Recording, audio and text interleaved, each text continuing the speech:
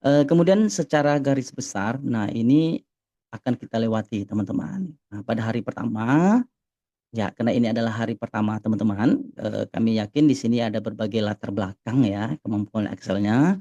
Barangkali ada yang pemula, ada yang menengah, bahkan juga ada yang pengalamannya bisa lebih ya, Allah alam bisawab gitu teman-teman. Maka, di pertemuan pertama ini kita akan kita akan jelaskan dasar-dasar Excel terlebih dahulu, kemudian bagaimana menganalisis data menggunakan rumus-rumus pilihan yang tentunya yang paling sering gitu ya, ini menurut pengamatan kami, ini adalah rumus-rumus yang paling sering digunakan di dalam dunia kerja. Nah, ini akan kita bahas di pertemuan yang pertama hari ini.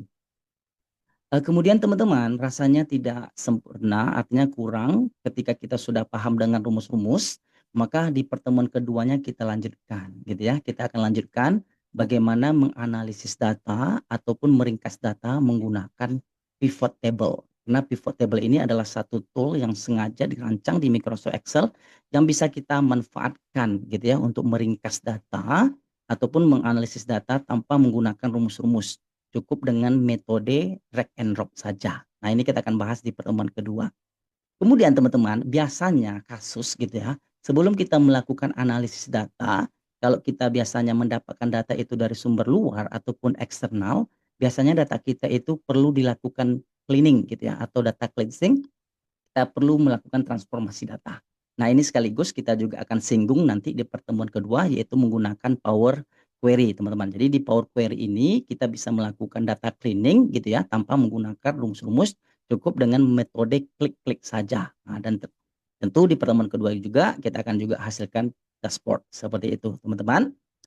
Kemudian di hari penutup atau di pertemuan terakhir, nah kita akan coba gitu ya menyinggung tentang perpaduan gitu ya, perpaduan Power Query, Power Pivot, dan Pivot Table teman-teman. Nah, yang di mana dengan Power Pivot ini kita bisa menghubungkan tabel menggunakan data model namanya, barangkali setelah kita lihat contohnya baru tergambar nanti ya teman-teman. Ini kita buka dulu secara umumnya, ini yang akan kita bahas selama 3 hari ke depan, maka pastikan teman-teman hadir ya di setiap harinya, barangkali kita bisa diskusi ya, dapat insight-insight baru terkait materi yang sudah kita siapkan. Kemudian di Power Query Pivot ini kita juga bisa membuat relasi antar tabel. Nah, kemudian ciri khasnya adalah dashboard profesional berbasis banyak tabel. Barangkali kalau kita membuat dashboard hanya terdiri satu tabel, itu kita cukup menggunakan pivot table saja barangkali. Tetapi kalau sudah banyak tabel yang kita relasikan, nah itu kita harus melibatkan yang namanya Power Pivot. Seperti itu. Baik teman-teman, sebelum kita lanjutkan untuk materi pada hari ini,